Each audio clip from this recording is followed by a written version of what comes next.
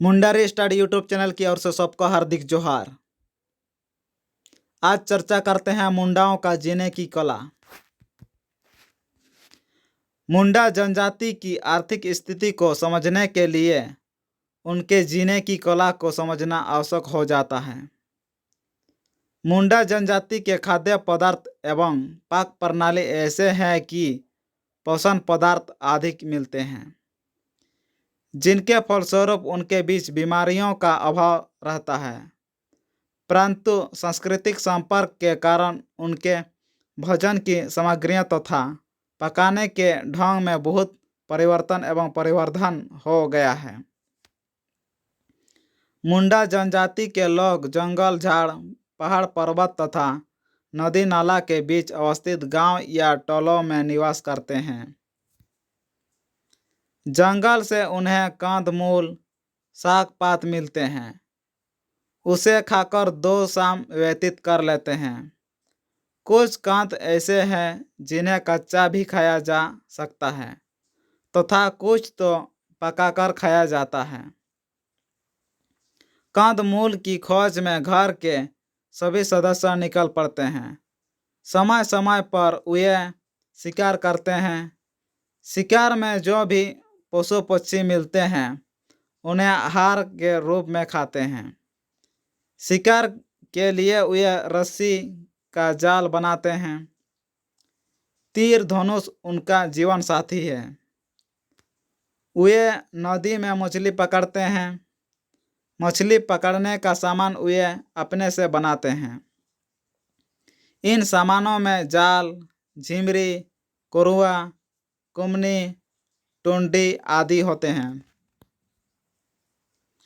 वे मछली के अलावा घोंघा, केकड़ा इत्यादि पकाकर खाते हैं। वे जो कुछ भी पकाते हैं उनमें मिर्चा मसाला कम डालते हैं। यदि उनके घर में नमक है तो वही काफ़ी होता है। सब्जी पकाते समय तेल कम मात्रा में डालते हैं।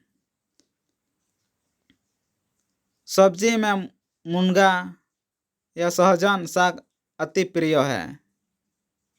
यह साग खाने से बदहजमी दूर हो जाती है। इसी तरह से पुटकाल का साग पेट के लिए फायदेमंद होता है। ऐसे तो वे इस साग को खाते ही हैं, किंतु विशेषकर पेचिश तथा पतला दस्त होने पर इसे दवा के रूप में प्रयोग करते हैं। इसे बाजार में बेचकर कपड़े लत्ते, नमक, तेल इत्यादि खरीदते हैं। मुंडा जनजाति का मुख्य पेशा कृषि है।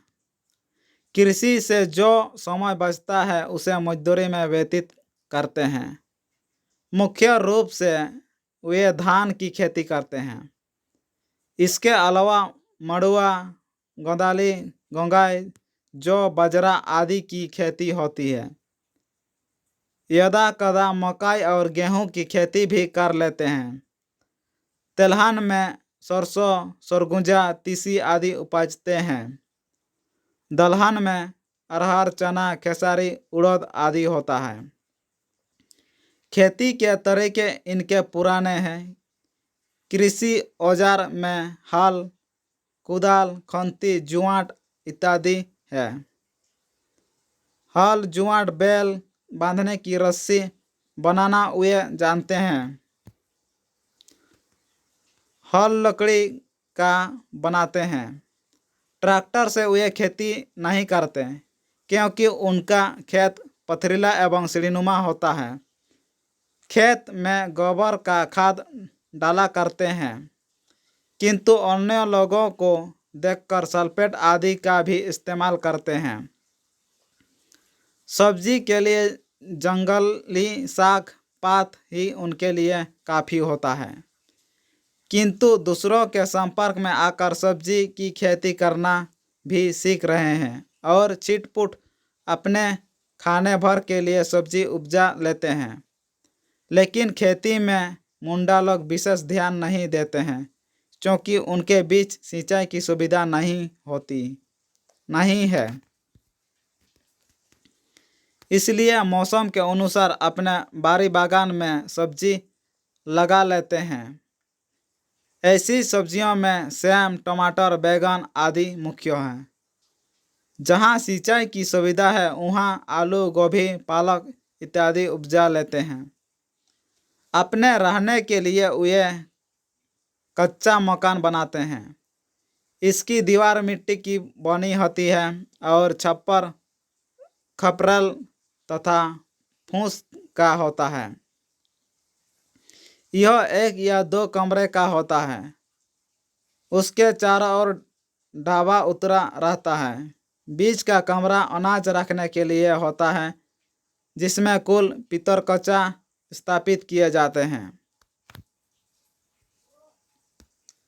दूसरा कमरा रसोई तथा शयन कक्ष में प्रयुक्त होता है। ढाबा में मवेशियों को रखा जाता है। मुंडाओं को पशुपालन का ज्ञान है। पशुओं में गाय, बैल, भेड़, बकरी आदि पालते हैं। वे मुर्गी पालन भी करते हैं, क्योंकि हर पूजा पाठ में उनकी बलि चढ़ाने में काम आते हैं। समय समय पर उन्हें बेचकर आर्थिक लाभ कर लेते हैं। इतना होने के बावजूद इनकी आर्थिक स्थिति काफ़ी दयनीय है। जब किसी तरह की मुसीबत आती है तो वे महाजनों से पैसा कर्ज लेते हैं। समय पर कर्ज ना चुका पाने के कारण वे जमीन ही बेच देते हैं। इस तरह से महाजनों के चुंगल में फंस जाते हैं और गरीबी बढ़ जाती है। किसी समय मुंडा लोग की जिम्मेदारी थी, किंतु आज उनकी जिम्मेदारी दूसरों के हाथ में चली गई और वे उनकी मजदूरी कर जीवन जी रहे हैं। मुंडा पुरुष सवेरे उठते हैं और मुंह हाथ धोकर बासी खाना खाते हैं। बासी भात मुंडाओं का मुख्य भोजन है। बासी भात खाकर वे खेत में काम करने के लिए जाते हैं। स्त्रियां दोपहर का भोजन खेत में ही ले जाती है।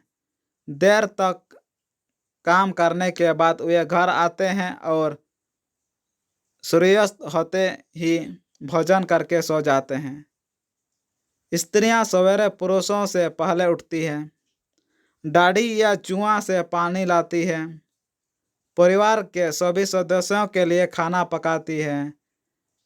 घर में बच्चों को खाना खिलाकर पुरुष के लिए खेत में खाना पहुंचाने जाती है। सूर्यास्त होने पर वे घर आते हैं और दोनों पति पत्नी आपस में प्रेम से रहने लगते हैं।